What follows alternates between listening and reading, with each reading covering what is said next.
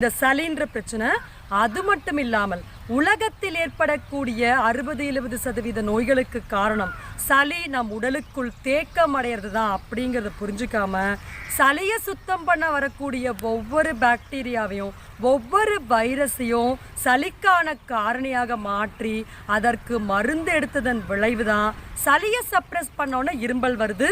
இரும்பலை suppress பண்ணோன்னே மூச்சு திணறலும் வீசிங்கும் ஏற்படுது. அதையும் நம்ம சப்ரஸ் பண்ணதுனால தான் நிறையா இதயம் சம்பந்தப்பட்ட நோய்களுக்கு இன்றைக்கி நம்ம ஆளாயிட்டு இருக்கோம் அப்படின்றத புரிஞ்சுக்கணும். அப்போ சளிக்காக மருந்து எடுப்பது அப்படின்றது ரெண்டாவது விஷயம். முதல்ல சளியை உண்டு பண்ணக்கூடிய காரணிகள் உணவுகள் என்னென்னு நம்ம தெரிஞ்சுக்கிட்டா போதும்.